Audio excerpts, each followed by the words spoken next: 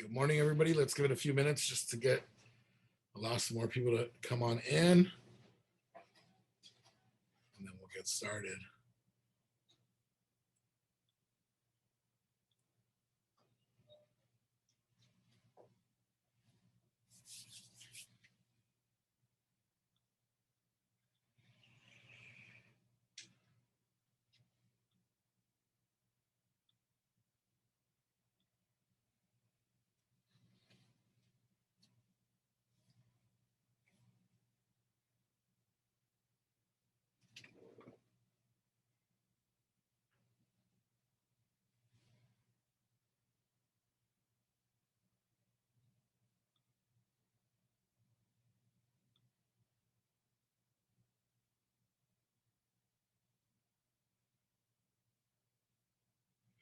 All right. Good morning, Debbie. Good morning, Fang, Joe, John, Ladina, Ludi, Nancy, Rebecca. Good morning, everybody.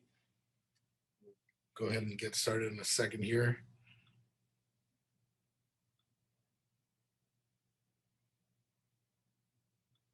Nearly everybody makes New Year's resolutions. However, 97% of those resolutions are broken within 30 days. So why even bother?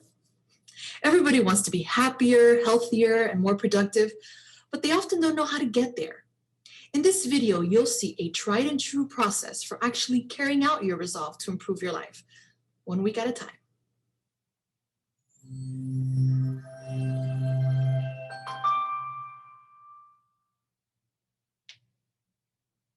You're looking at this scene through what photographers call a wide-angle lens. They use this kind of lens to capture the big picture.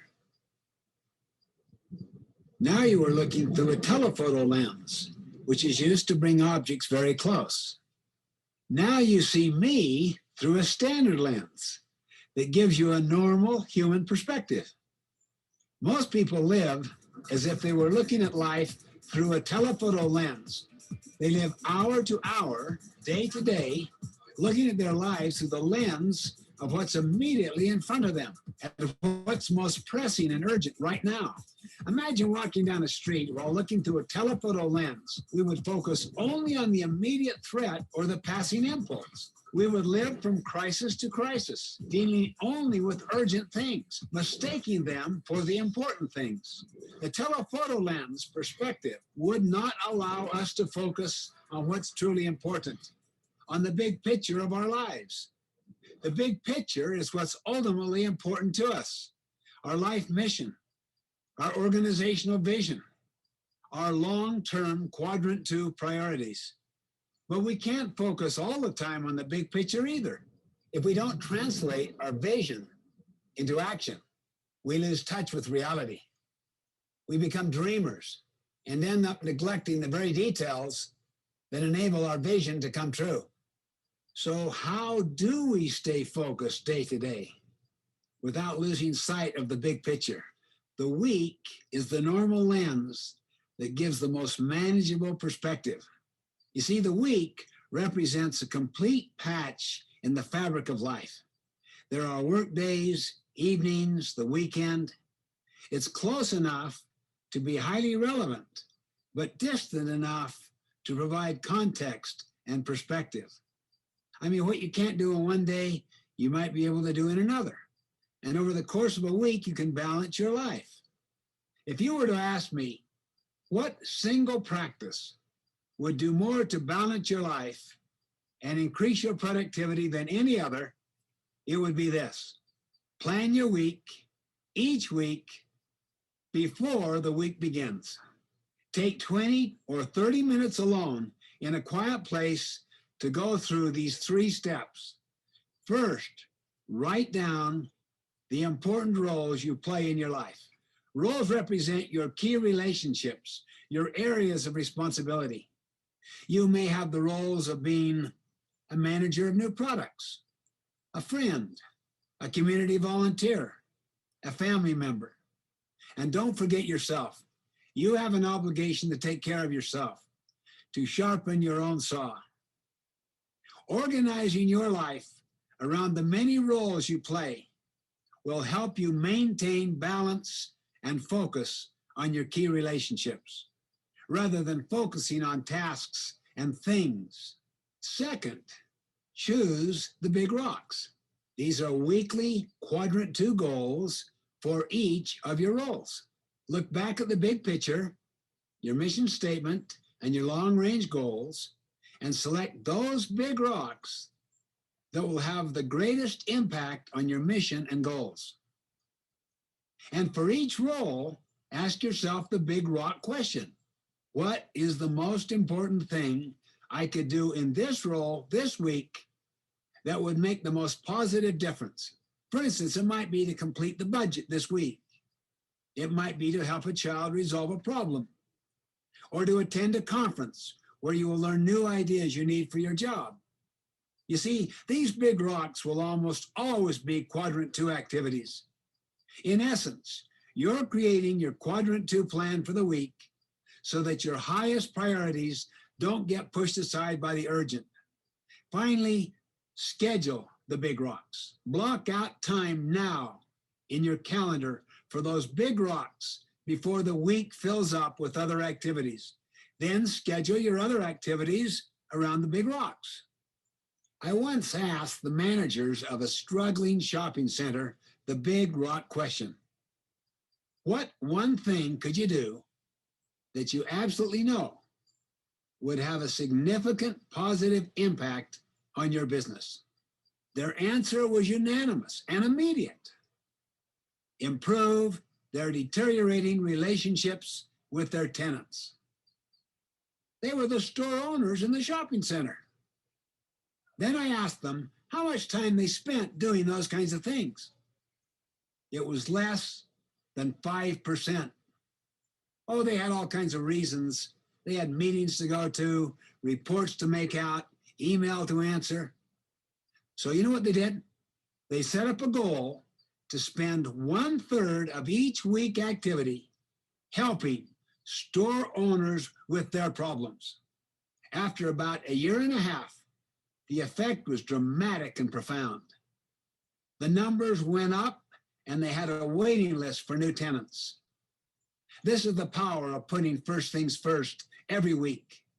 These quadrant 1 and quadrant 3 things that creep into your schedule won't overpower the more significant quadrant 2 things. Once you've scheduled your big rocks for each week, then each day you can zoom in and prioritize your daily tasks and appointments. You see, with the right process and the right tools for weekly planning, literally, you can organize and execute every week of your life around your deepest quadrant 2 priorities. You will spend your time on those things that matter most, never losing that big picture perspective that makes your life so rich and so meaningful.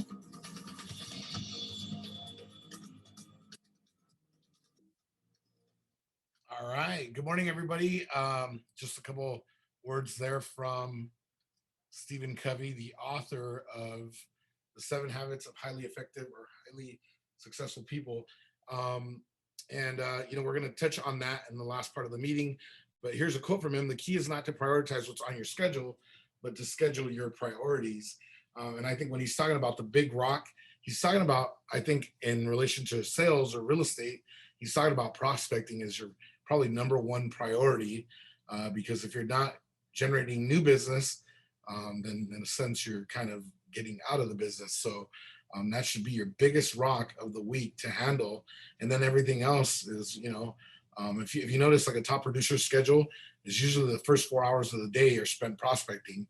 And then after that, it's putting out fires and hopefully avoiding fires and getting through the week that way. So I thought it was nice to share that with you guys. Let's make a deal.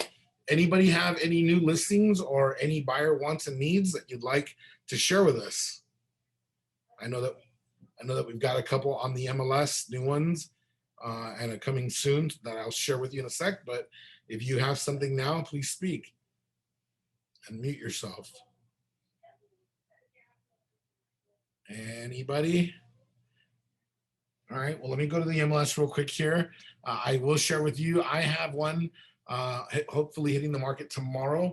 I've told you guys about this before. It's a 2-bedroom, 2-bath, fully remodeled condo in Downey, and we're asking $399.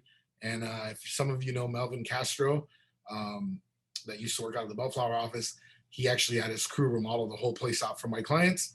And I think it was under 15 grand for that remodel.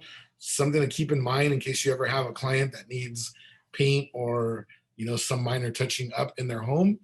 Melvin's a great source as a referral for that. So here we have Gene Browning's 2-bedroom, 2-bath condo in the city of Inglewood at 1,060 square feet. They'll start showing that in about 4 days here. So I'm guessing the weekend, and asking $530. It is a townhouse, and we don't have any interior pictures yet. I imagine we will in a few days. But if you've got a buyer, keep in mind that that'll start showing on June 19th. So, okay, moving on to the next one. This is Cecilia Guthrie's listing in Huntington Beach. It's a SFR, 4-bedroom, 3-bath, 2,339 square feet on a 7,000 square foot lot, asking $1,070,000. 4 days on the market. Cecilia's mentioned to me that they're currently entertaining several offers. But if you do have a buyer, it's probably never too late as it's not pending yet. So keep that in mind if you've got a buyer. Moving on to the next one. This is Ibbotson in Bellflower, a 3-bedroom, 2-bath, 656 square feet home on a 5,300 square foot lot, asking $680,000. And this is by Angie Sandoval. Let's take the pictures real quick.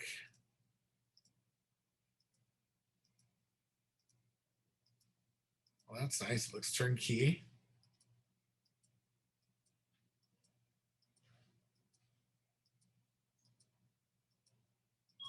Wow, it's actually a pretty nice unit. Well, it looks like it needs a couple of little things here and there, but not bad. Oh, and then it looks like it's got a garage.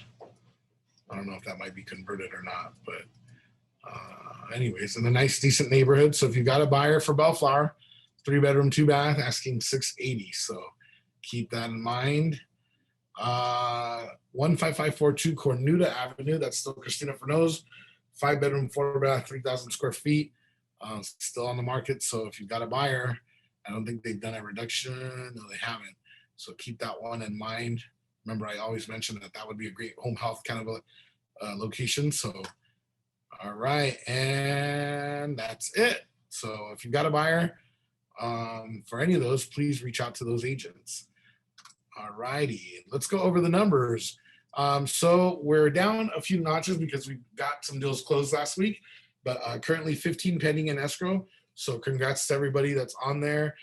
Mo Abraham, Pauline Ladato, Robert Anyam, Angie Sandoval, Eduardo Morales with quite a few escrows there.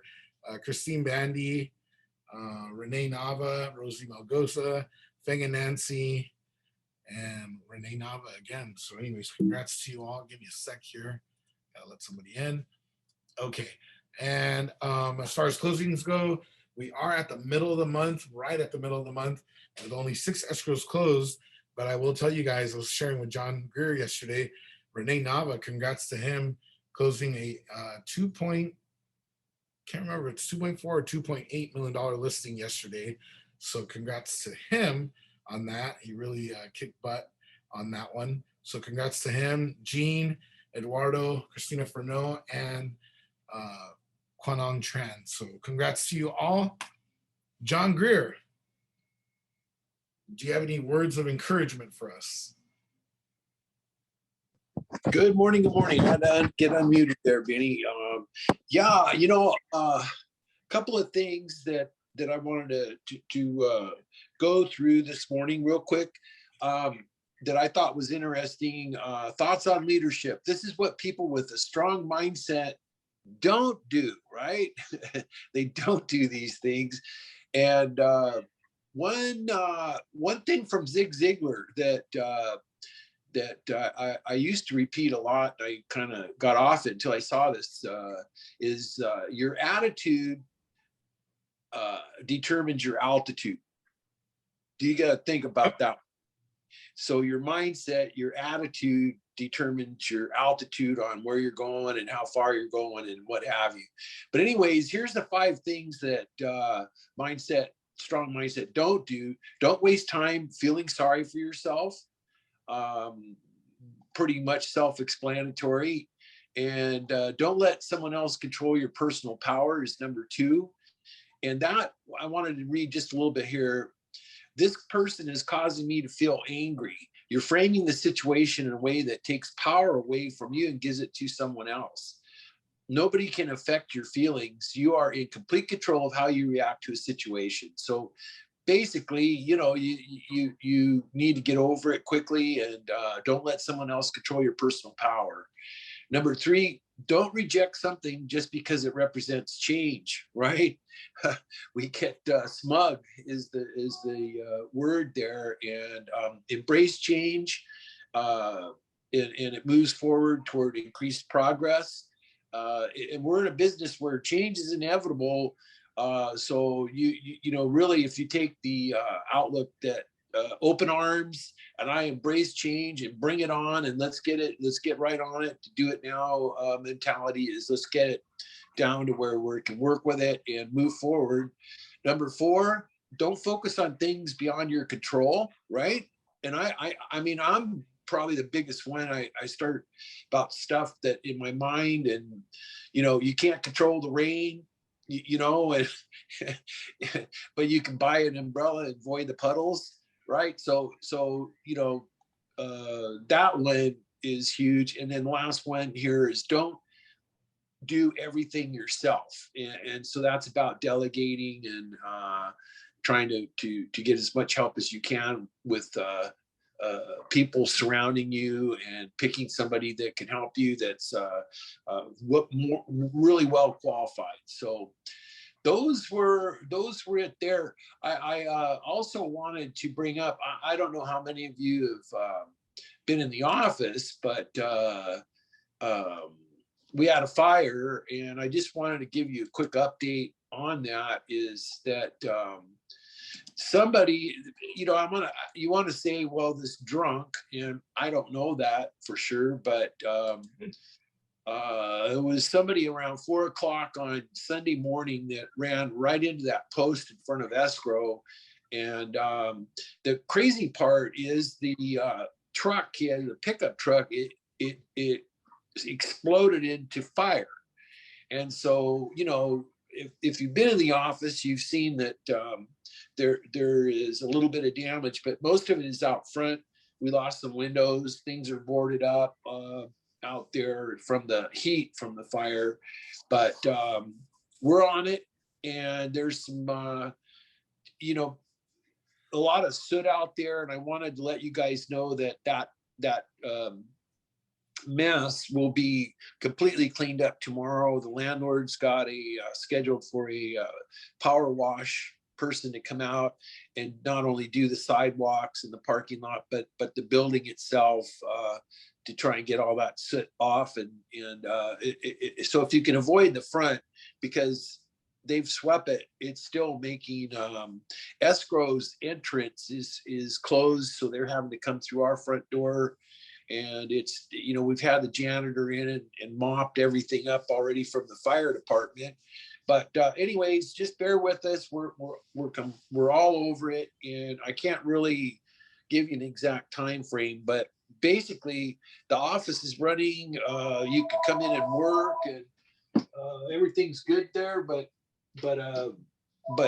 it's still gonna be a little bit of few more days to melted the escrow sign. Nothing that's going to keep us from not working. So with that said, Benny, I also was going to point out, we just got this morning for May, our top producing agents. And for the month of May, we had Christina Furneaux, number 13 in closings for May. And then year to date, Christina Furneaux again is number 7 in the company, and we've got Jolie at 17 in the company, Eduardo Morales at 18 in the company, Marjorie Tyson at 27 in the company. There you go, Marjorie.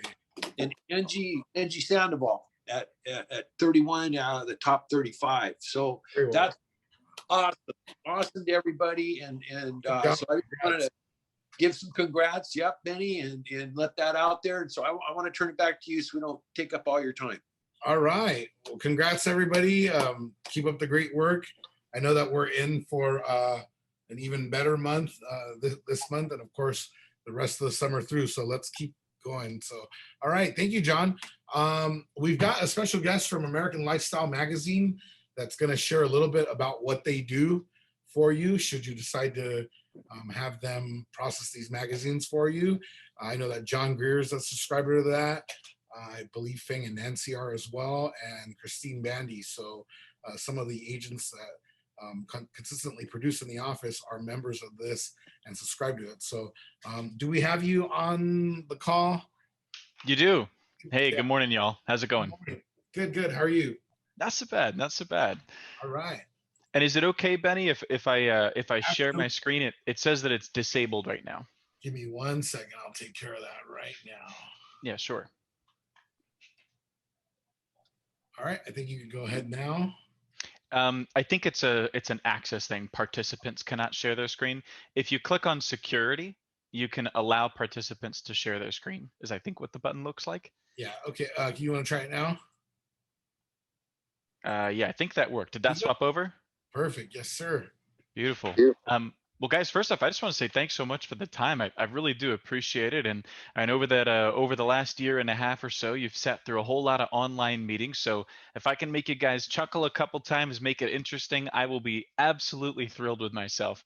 But my name's Jacob, company's Reminder Media. We've been in business a while. We've been doing this for about 18 years. John, I don't know if you're still on, but John, you've been with us for over 6 years. So I just want to say thank you so much for your business and your support. Guys, we do a whole lot of different things in real estate marketing, but across the board, everything that we've built is really kind of centered on the same thing, which is trying to keep you in front of people in a way that doesn't feel like marketing to them. They don't feel advertised to, and it more feels like you're treating them like a relationship, right? Now, I do a lot of these presentations, probably 4 or 5 a week. I also make about 38,000 phone calls every year. That is a real number. So if you've ever seen an out-of-state Pennsylvania number calling you, I'm sorry, might have been me. But needless to say, I speak with a lot of agents. And one of the things that was interesting when I first jumped on, Benny, you had mentioned that a lot of the top agents spend the first 4 hours of the day prospecting. And what's really interesting about that is when I get an agent on the phone and they tell me, hey, I can't talk right now, I'm prospecting, I put a star next to their name because usually they're high producers. And I want to make sure I get in front of that contact, right? But needless to say, I speak with all sorts of different types of agents, and I will say that when I come across an agent that's really consistently producing a lot of business and they also have really low marketing costs, I always kind of ask questions like, hey, what's working for you? What is it that's bringing people to you? And 99% of the time, I get the same answer from those kind of agents. What they tell me, and this is corny, but it's true. What they're going to tell me is that in some way, shape, or form, they really try to make sure their clients feel like they're not a client and like they're a relationship in their life. And as corny and basic and maybe obvious as that sounds, I'm going to try and spin a tale here and show you guys why maybe you could level up a little bit the way that you're marketing to those people. Now, just to throw some data on the screen on this. This is from the NAR 2020 profile of home buyers and sellers. Now, kind of given the direction of the market, I do want to focus more on sellers right now and on listings in general. So taking a look at this, what it's telling us is that 67% of sellers last year found their agent through a referral or a repeat transaction.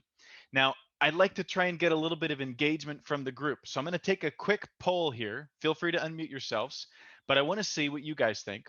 What percentage of sellers do you think found their agent through website leads in the same year? So I'll say that again, percentage of sellers that found their agent through a lead that the agent purchased. And just take a guess. What do you guys think?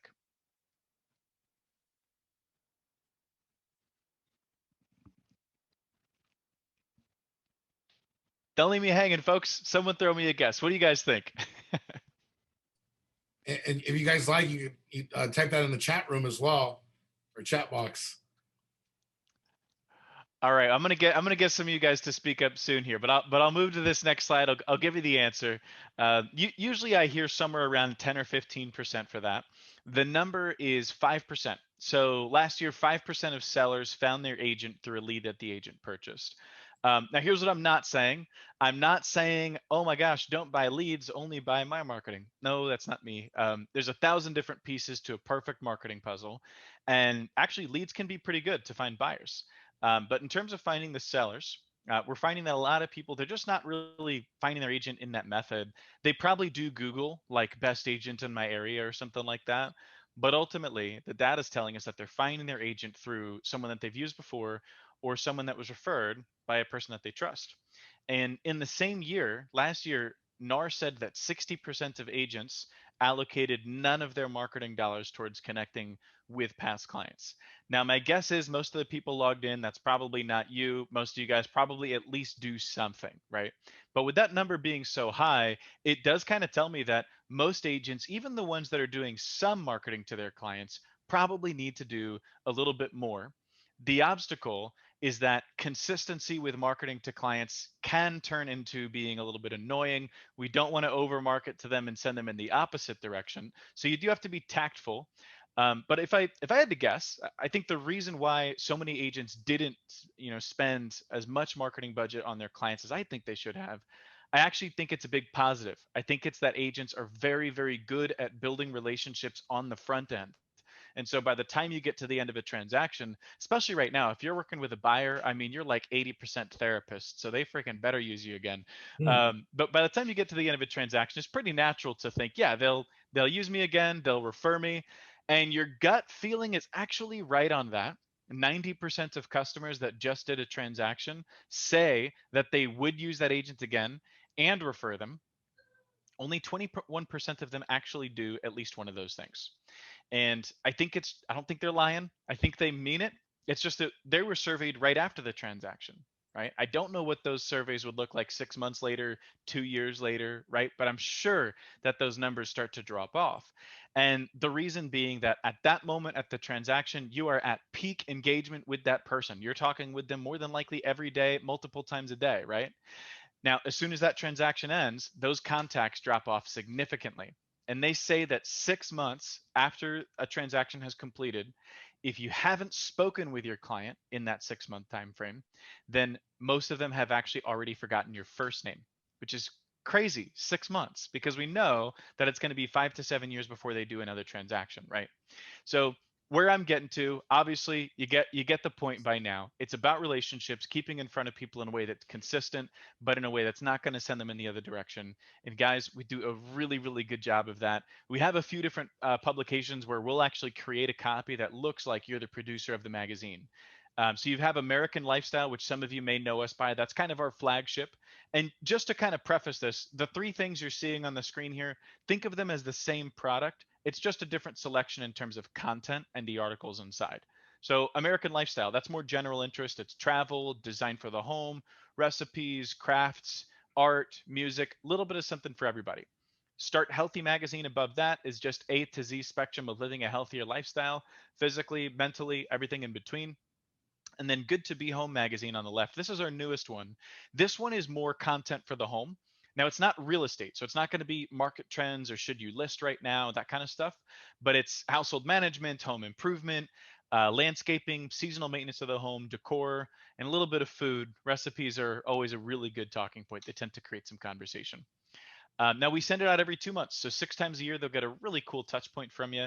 It's very nice quality. It's 48 pages. It's like a coffee table magazine, like Architectural Digest or Southern Living. You're the face of it, so you're right here on the cover. And when they open it, the first page is a letter to the client. So if I'm your client and you're sending this to me, that's going to read, Dear Jacob and Alex, that's me and my wife. And you can even customize that letter based on who it's going to. So just using me as an example again, my daughter turned 4 recently. So if you want that letter to say, Dear Jacob and Alex, congrats on Juniper's 4th birthday. Can't believe she's getting so big. You can do that.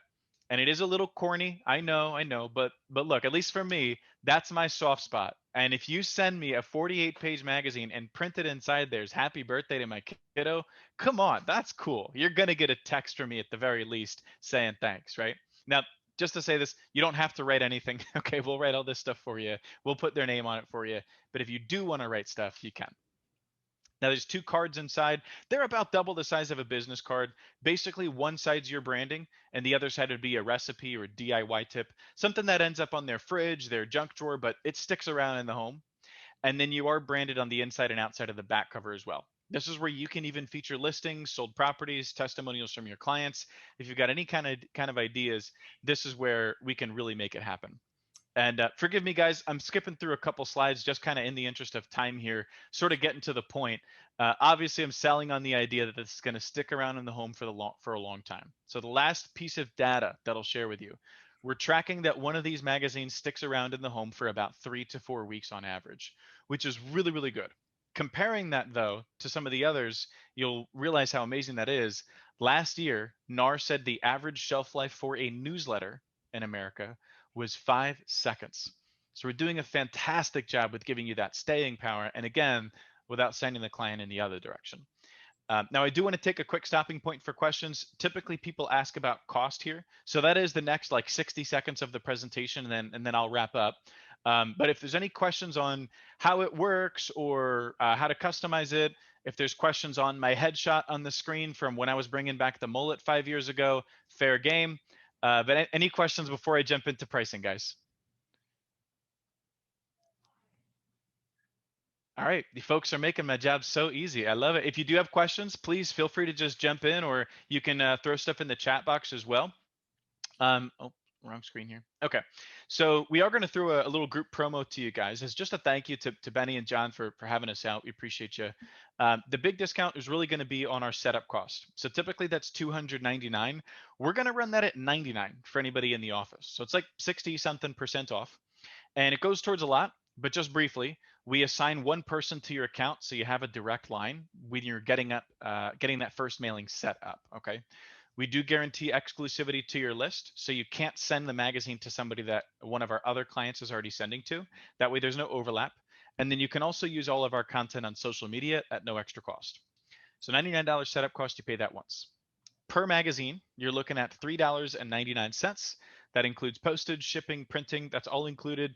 And then the minimum is 50 copies. Okay. Now it's not 50 contacts. So if you don't have 50 solid people to send to, let's keep it trim. I want you to be picky with who you send this to. I can send some of these copies to you. There's some other ways we can help you get in front of people that are likely to sell their home that are prospecting. And then as well, we can get you in front of potentially businesses, but just don't think of it as 50 contacts, 50 copies. Now we offer a one-time trial mailing. Okay, so to be clear, I don't want to mislead anybody. I don't mean that it's free. You do pay for it. It's just that you don't have to commit to a length of time. So essentially what you're looking at, all told, it's $99 up front to start. From there, we build it. Usually about 2 weeks later, our client is going to give us the green light to print, but the timeline's up to you.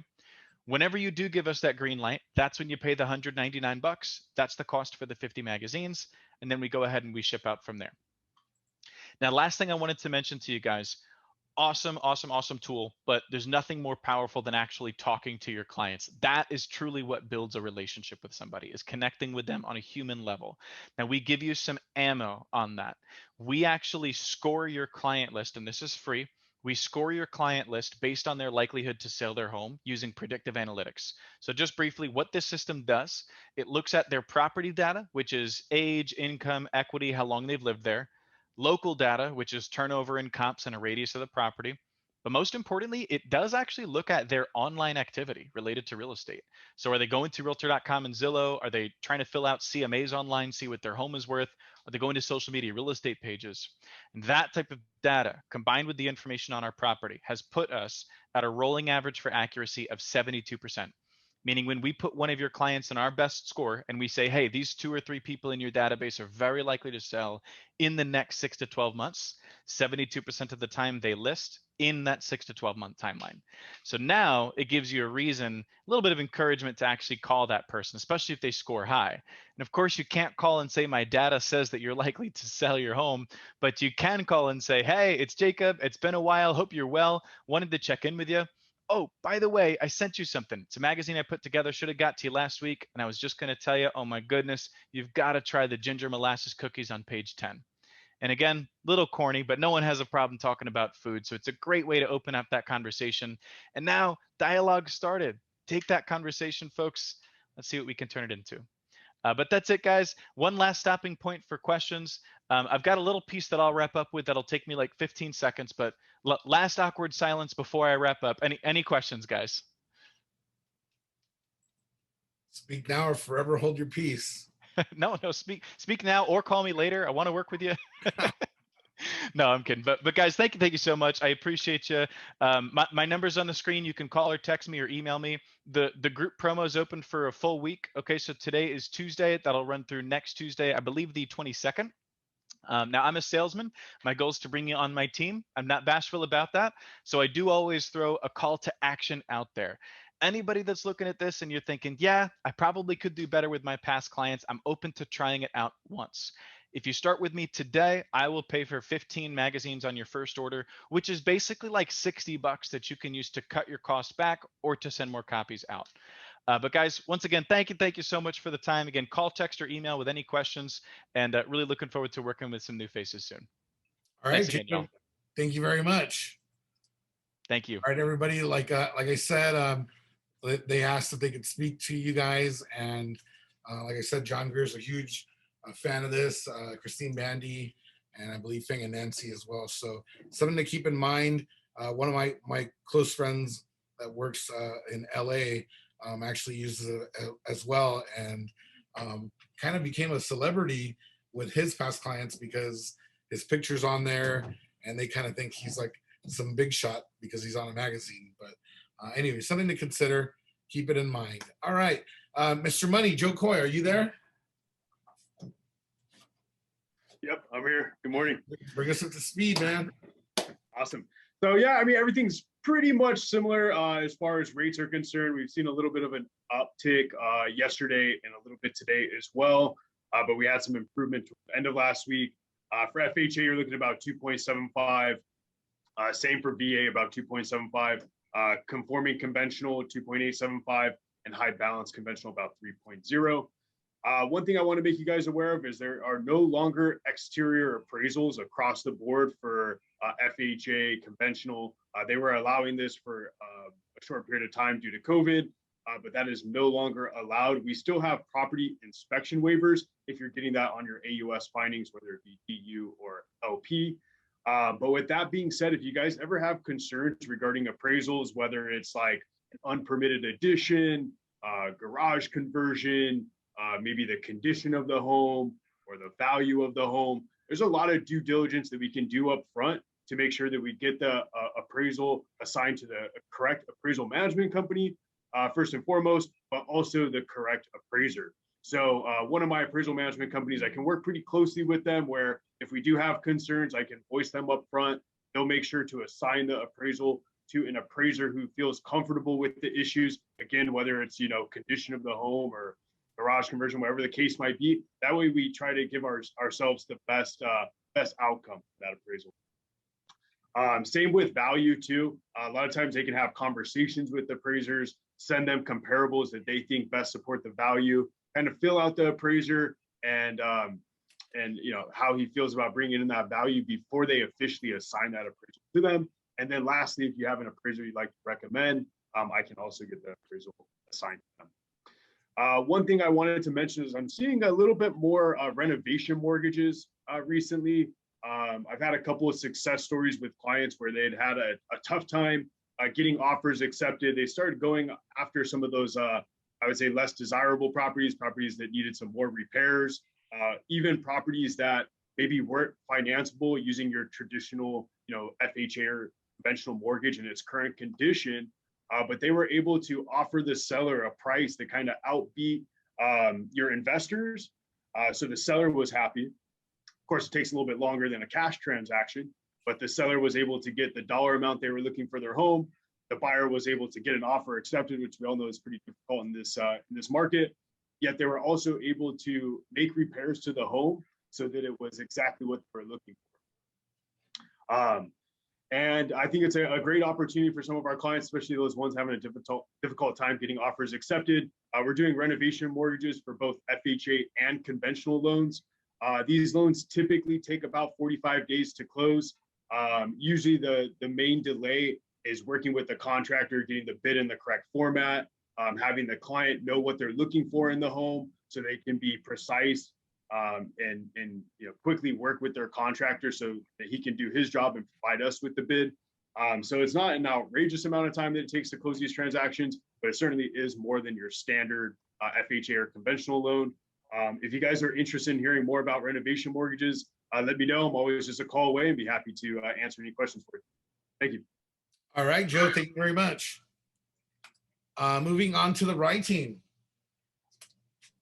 Good morning. Good morning. So I wanted to share with you guys that I was on the phone with one of my agents this morning who does quite a bit of business, and she has just taken 3 new listings, and I'm getting new orders coming in that are not in escrow yet, but where we're running a prelim. You know how we do the VIP prelims, Benny? Yes. And I was just talking about this on our last call because we get a lot of deals that we get them last minute because another title company refused to close without getting something that was just not within reach for the seller. So I get these deals where because I think I somewhat have a reputation in the industry for being creative and knowing how to navigate around certain title issues. So one I just want to talk about because it was a loan, it was a sale that was in escrow. The seller, they didn't run a prelim, Benny, until they went into escrow. On the prelim came a $350,000 judgment. Now the seller had filed bankruptcy and was discharged. So I got a hold of the bankruptcy attorney that I work with all the time and asked him, and every situation is different. This was isolated. This gentleman was able to they reopened the bankruptcy case, they got the judgment stripped. And so now we just got the paperwork in this morning. It's in my inbox waiting for me so that we can move forward and close. And it's just, there's so many little examples like that. Oh, lost your sound. There you go. Sorry about that. If somebody's telling you no, you got to call me because we roll up our sleeves and we'll work on the hard ones. Now, that does not mean we don't like the easy ones too. So, maybe if we close a hard one for you, you throw us a couple of easy ones just to kind of, get us over the whew. But I just wanted to share that with you. When you take a listing, run a prelim, you guys. There's no cancellation fee. A lot of title companies will charge a cancellation fee. We will not. And the reason why I brought up how this agent just took 3 new listings is because what Keegan's going to talk about, because now that we are the 15th of the month, and we all know what today means, things are opening up, and so is new inventory coming into the marketplace. Go ahead, Keegan, you want to share your statistics? Yeah, so CAR, I always like to read what they say every week. There's been an increase in the number of listings since March. So every day there's been more and more listings being added to the MLS, which is great because, for the past year and a half, we've just had this massive inventory crush. And so it's looking like going into fall, we're going to be seeing a lot more inventory coming onto the market, which is good because that means potential sellers finally know that this is the best time they can sell. Yep. They're finally understanding that, there's all these competing offers. And if they want to get in at the peak while everything's perfect, then now is the time to do it. But what that means for all of you is since the 15th, everything's open up. My understanding is door knocking's allowed again. Is that correct, Benny? So that means you can go out there, you can start door knocking. You can start letting all these potential sellers know, hey, home prices, they've kind of plateaued. They're not expected to get much higher than they are right now. And on top of that, right now, you're going to be having 20 competing offers for your property. Would you be interested in selling right now? Most of them, yes. So this is just a perfect time to go out and door knock. If you want to make a walking farm book, you can reach out to Christy or myself. We're more than happy to help you and get you a printed copy so that you can just go out and door knock. I tell you, door knocking, you guys, get out there before someone else does. Get out into your farm before another agent starts door knocking. It's the what do they call it? The early bird that gets the worm, because agents are going to start going out there and people want to talk. Our door knockers are killing it. because people want, you know what I'm saying? They miss that. So anywho, that's all we got. All right. Well, thank you for sharing that. You know, guys, Of course. Christy and Keegan do bring up a great point. You know, I said that last week with Dennis. I said, you know, if you're not first, you're last. And you know what? Who's going to be the first person in your neighborhood that does an open house? Is it going to be some outside agent, or is it going to be you? You know, And Benny, can I share a statement that I just picked up from my last Zoom? I love it.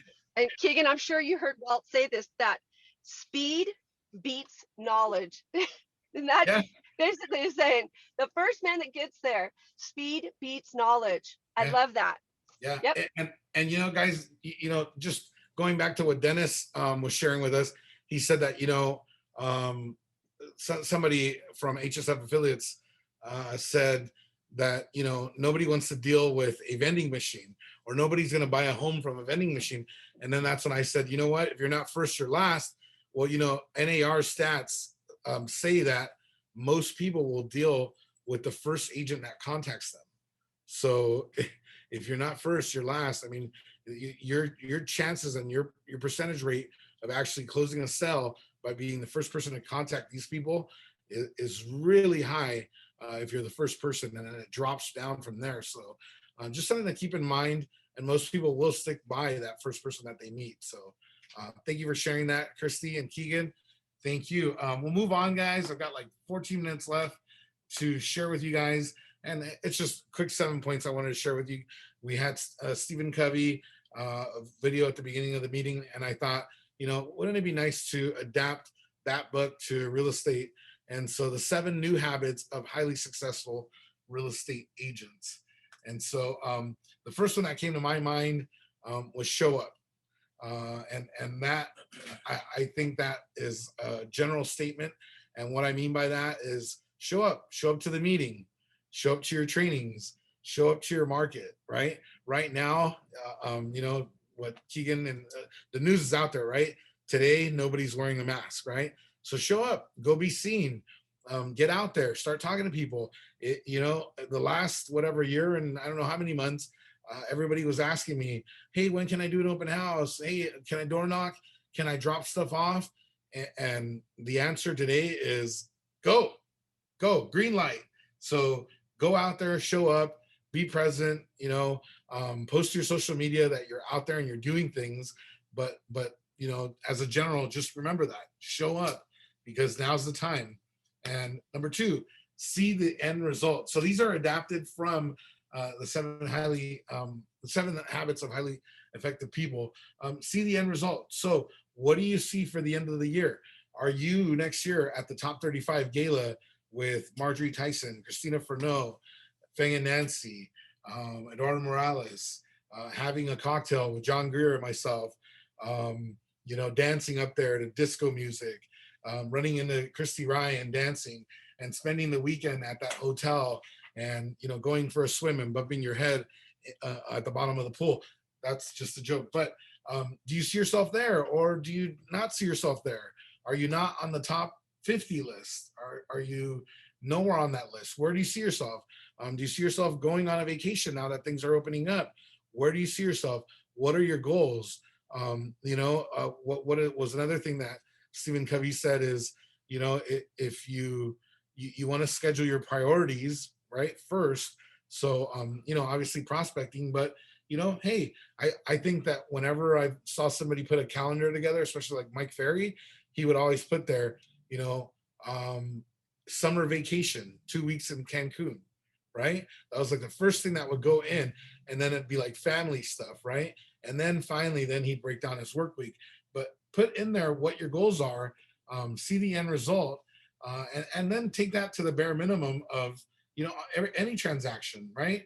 What do you see as the end result for your buyers? Well, to get them into escrow and get them into a home that they're happy with. My sellers, get them top dollar and move them on to their next, you know, destination. So, all right, number 3, do the hardest thing first. So again, going back to prospecting, you know, that's your biggest rock of the week. So get the prospecting out of the way first thing in the morning, and then move on to, you know, the rest of the other little rocks that you have. You know, like I said, top producers, probably the first 4 hours of the day are spent prospecting, and then the rest of that is dealing with fires or how to avoid fires, and making sure that you're covering things up front so they don't become a bigger problem. So make sure to do the hardest thing first. Number 4, think win-win. You know, I know that we've talked about the guy who's the FBI negotiator, and he says win-win does not exist. There's no such thing. But you know what? I always think that it is a win-win, right? The seller's going to get top dollar for their home. In exchange, they're going to give your buyers the keys. Your buyer gets the house. Win-win, right? So I always think what would work out for both parties. Don't just think only for one side of the transaction. Think of win-win. Also think of win-win for you and your clients too, right? I'll tell you something. This is crazy. Last night I was here in the office. I left at 11:50 at night. I was submitting an offer on a property. I came back this morning at 6:30, if I'm not mistaken, to make sure that the offer was out and everything was good, work on a couple of things. And then I met my clients back at the property at 8:45 to make sure that that's what they wanted. And the bottom line was we put a list together of the good and the bad, and we decided that maybe that wasn't the right house for them. Trust me, did it hurt me? Absolutely. $1.220 million sale that I was going to open escrow on this morning, and instead we're going to have to go back and look at property again this next weekend. So, but think about the win-win. It's not always about only you winning, right? So just keep those things in mind. Number 5, listen. Have you noticed I made this one in a large font? Because the biggest thing in I think in life in general, David Grimm's here, he's going to agree with me, is Bruce would say that you have 2 ears and 1 mouth for a reason, right? And that's so that you can listen. So make sure that you're listening to what people are telling you, and what their goals are and what they want to achieve, and that way you can better serve somebody. I don't know, John, were you trying to say something there? Well, I would just throw in, Benny, that Mhm. that probably the number one thing is a real estate agent. The highest trait that you can have is to listen to what your clients' wants are, and it can sometimes make or break a deal. I've heard it so many times where, and you guys maybe too, where people tell you, "Well, I'm working with this other agent. They keep showing me these properties I don't want. They're not, So, anyways, listening is huge, huge, huge, Benny. Yeah, totally. Kelly calls me all the time. He doesn't listen, Benny. What the hell? So don't get in trouble like John does. Everybody, make sure you listen. So number 6, synergize. And I had to look at this one and understand what that meant by synergizing and synergy, because I really didn't comprehend that. So yesterday I was reading a little bit on that, and what it means is kind of one of the points that John shared is you can't do it alone, right? You can't do everything alone. So look for help. That doesn't mean that you take up your coworker in the office's 5 hours to have them explain to you how to put an offer together. You should go to a training and learn that. But it means, hey, David, what do you think about my offer? Here's the comp. And, what do you think about this? Or it means saying, hey, Marjorie, you know what? This weekend, I have a family emergency. Would you mind going and showing my clients 2 homes for me real quick? I'll work with some kind of a deal out where I could take care of you and you help me, right? So synergize, use, the power of your network, not only here in the office, but even outside to create something bigger and accomplish, some of your projects and goals. The last one is sharpen the saw. And notice that I did again the font in really big, because this is actually the actual 7th habit, and it's sharpen the saw. And I always refer back, guys, to when Kobe Bryant was injured with his hand, and they told him that he couldn't play or practice, and he goes and he rents a court somewhere undisclosed, and paparazzi got in there and got a picture of him, and he's shooting one-handed free throws, right? And that just shows you his commitment to his success, behind the scenes. And I'm sure all the greats, Michael Jordan, Tiger Woods, Wayne Gretzky, you name it, all of these famous athletes, they all sharpen the saw on a regular basis. And when they're not being watched, they're also doing it. So, you know, apply that to yourself. Ask yourself, you know, have I sharpened the saw lately? Have you ran comps randomly on a house in your farm? Have you attended a webinar, some kind of a training? Have you just gone on YouTube and watched a Mike Ferry or a Tom Ferry video or a Brian Buffini video? And it doesn't always have to just be real estate. How about sharpening your own mental saw, right? Sometimes there's things that we have going on in our own lives that could improve, right? There's always room for improvement. So have you sharpened that saw, right? Keep going at it, because it's a whole thing, right? And I think that Stephen Covey and the introducer of that video was saying that, you know, life, you know, is a bunch of things being juggled, and you got to find balance, right?